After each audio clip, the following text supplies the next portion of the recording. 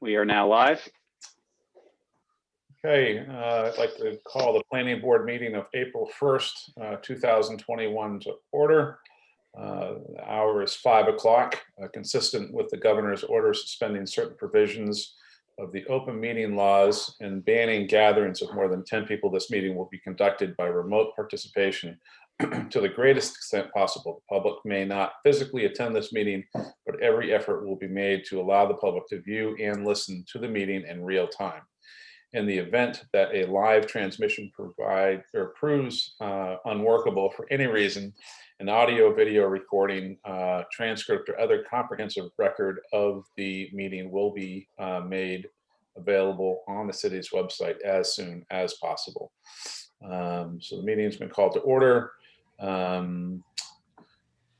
I would like to just introduce the members. I don't believe that we have anybody that's in attendance by telephone, but David Rosen, Beverly Bookins, Gemma Wilkins, who is our new staff planner, Sean Henry has just arrived, Doug Cook, Megan Breaker, and I'm sure I'm missing people, Jane Ramson, Hank McCarl, Greg Catamatori, and I believe Safathia Romeo Taken, our mayor, is joining us as well.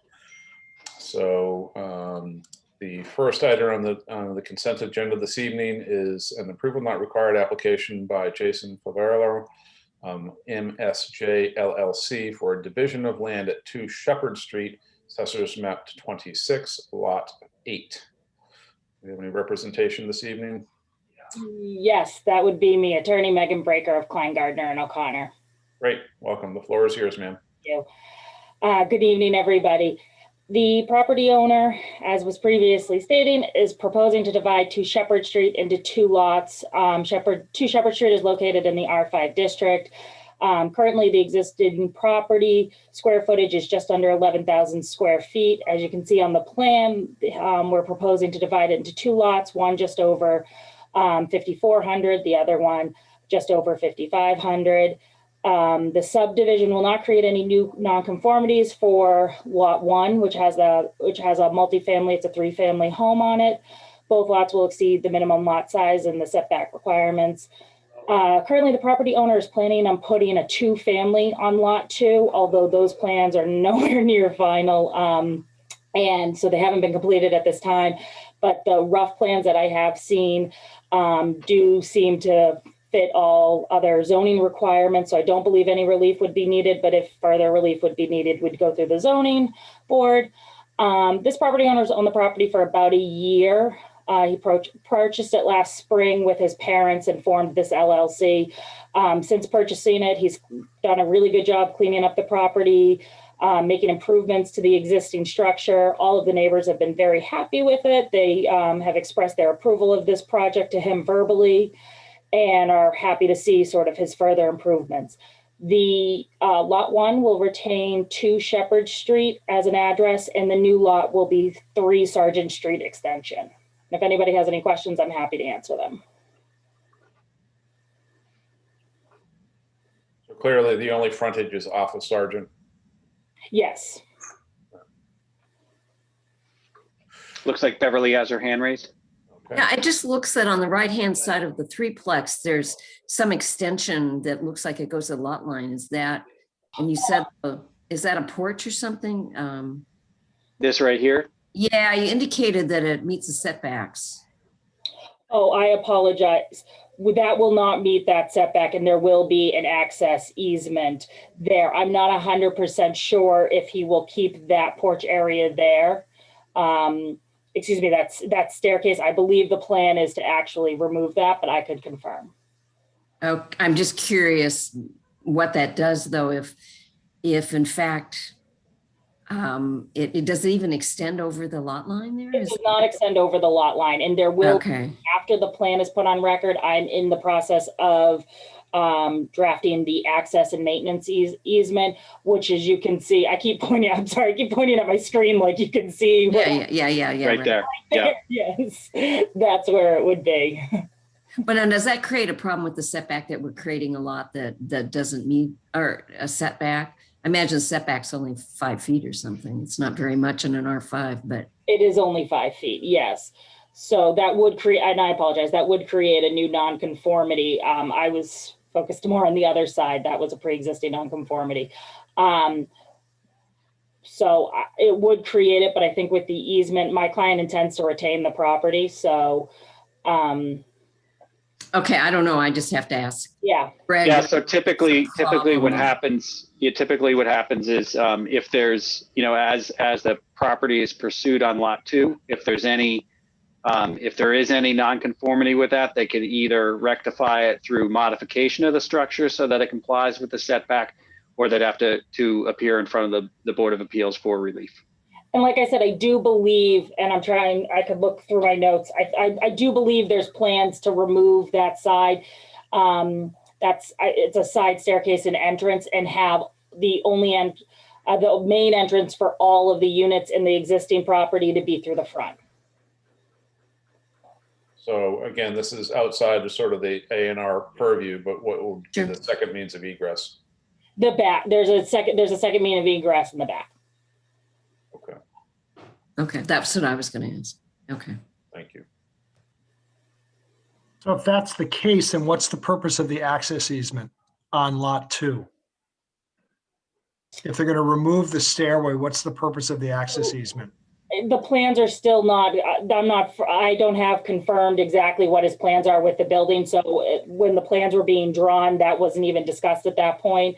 So the access easement is just there in case the plans change. And as we develop lot 2, if we need further relief, we'll get that through that route. Okay. So Greg, a little guidance here. I mean, it sounds as though this is sort of still a work in progress. I mean, I understand Yeah, I think, from the perspective of, the lots complying with the district, having the required frontage, which is really kind of the narrow of the A&R approval. Again, if there's a, a structure that becomes non-compliant, it's either a zoning violation or the relief has to be sought. Okay. Any other questions for the So applicant? typically, the endorsement by the planning board is really the action of the recording. They may take other steps before they record that to rectify it, either, pursuing zoning relief or modifying the structure. So the only thing that we're doing is assuring that, given the configuration presented to us, that it meets all of the requirements of the underlying zoning code, even though there's the setback on the right-hand side is not adequate.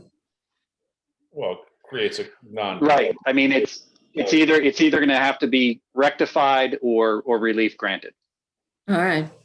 Okay. Doesn't So that it's mean really the- kind of minimized. Doesn't that, Yes, Jane. sorry, doesn't that mean that the minute we approve it, we create a zoning violation? Well, technically you don't until it's recorded. So there are times when somebody will pursue an option for this, but unless it's recorded with the Registry of Deeds, if it's never recorded, it actually never happened. So it's really upon the recording that would, if it's in that configuration at the time of recording, it would create the violation. So And, go ahead, Jane. and for process, how do we find out about that zoning violation? Or has somebody, whoever needs to find out about it? It's through the building department. Okay. Sean? My take on what Greg was explaining it, is that within this A&R process, we're creating 2 lots, and the potential nonconformity is not within the lots, but the building, which would then be a ZBA issue to seek relief from ZBA for the existing non-conforming structure. So it doesn't, again, unless I'm misunderstanding where you were going, Greg, it seems like the building isn't so much our concern as the adequacy of the frontage and square footage of the lots. Right. The building is a ZBA issue. Yep. I would agree, Sean. Thank you. So does that mean that the notes and the plan recognize or acknowledge the fact that this has to go before the ZBA as well? It doesn't necessarily, because again, the structure could be modified to comply with the setback on that side, in which case it wouldn't require zoning relief. It's a matter of really how they want to, kind of pursue it once they go to record this lot. I just want to, the point I wanted to make, and I now understand that these are split up, and generally you don't want to create a lot that doesn't meet the setbacks of the existing building to the new lot line, so that you see the lot, you see the, the fact that this portion of the building and a staircase is, this is not a, this is actually an element of the building is right up on the property line. So by definition, it doesn't meet a new setback requirement that's being created by virtue of the line. So what I'm hearing is that this is undertaken in two different places. Normally you wouldn't approve a lot like this without seeking a variance to recognize that it doesn't meet the setback. So that's why I raised it. I'm sorry, I didn't mean to create No, I mean, it's a good point to raise. I mean, it does become a little bit of a chicken and egg. I mean, the planning board doesn't make a determination of zoning compliance. It's fairly narrow in looking at frontage and access on an accepted public or private way or recognized way by the planning board. And there are some of these nuances, particularly with existing structures. And again, if this gets recorded, the structure has to comply to the extent with any new nonconformity created by the recording of this plan, or there's the potential to, reconfigure that stairwell such that it complies, and in which case then there'd be no further relief needed. Okay. I'm not opposed to creating a second lot in an R5 because I think it's appropriate. I'm just concerned about creating a non-conforming lot. I do see how you could reconfigure the side, maybe the stairwell to run against the building and meet the 5 feet, but as it is now, it's right up on the property. Okay, Yeah. that's fine. Any other questions? Hearing none. Jane would like to take a stab at this one. Jane would. And by the way, Beverly, if you hadn't brought it up, I would have. Okay, well, I know because you're eagle-eyed. I move that we approve the approval not required application submitted by Ronald J. and Jane L. Gillis for the division of land at, oh, wait, is this 373 Wrong Concord? agenda. Yeah, no kidding. What number Shepherd Street? 2. 2 Shepherd Street. Yeah, I really do have the wrong agenda, so I don't know the assessor's map number and lot. 26 lot 8.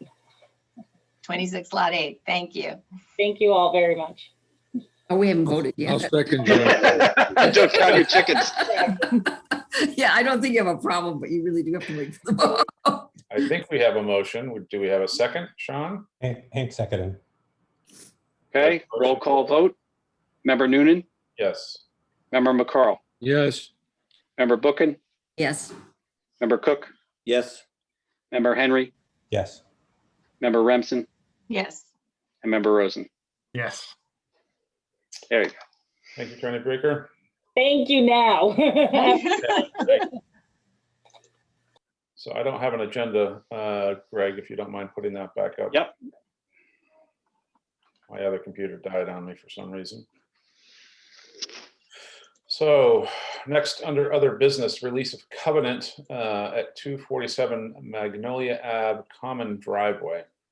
So I was contacted by attorney James DiGiulio, who's representing the owner and developer of the common driveway. It was a 3-lot common driveway at 247 Magnolia Ave. They're near completion. There's still 1 lot out of the 3 that are held in the covenant. We've had some correspondence in trying to decide whether, there is some still remaining work for the completion of the driveway. So, typically the board doesn't release, the last lot until it's complete. So I think they're either going to look to complete the final work or potentially change the security to some form of a bond or deposit for the remaining work. So we also don't have the final as-built plan. So I've made him aware of that. So I think they're gonna hope to appear in front of the board on the April 15th meeting with a resolution on how to secure the remaining work. So no action is needed for that this evening. Fantastic. Any other business that was unexpected in the last 48 hours? No, other than Gemma's start, and wanted to make sure that we introduced her, and it's a great day to start. First day with a planning board meeting with a light agenda. So a lot of orientation today. A few meetings. Rick has already seen her in one. So I hope you get used to a new familiar face to help support some of the work of the planning board as well as the other land use boards. So we're very pleased to welcome her aboard. Greg, Jim, do you want to give us a little, at least for the benefit of the planning board members that haven't met you, do you want to give us a little snippet? Yeah, sure. Yeah, so just a little bit about my background. I have a BA in economics and a master's of geographic information science, both from Clark University out in Worcester. I was living in Worcester up till just a few days ago. And I was working for the Central Massachusetts Regional Planning Commission, which is sort of the MAPC equivalent of Central Massachusetts. And I was a planning data analyst. So I touched on a whole bunch of different projects sort of with that data component and mapping component, but especially looking at economic development, village planning, response to COVID-19. I got hired about a month before COVID-19 there, complete streets planning. And then I grew up on the North Shore. My mom grew up on the North Shore. I'm from the Salem, Marblehead area. And I actually worked at a urban garden all through high school.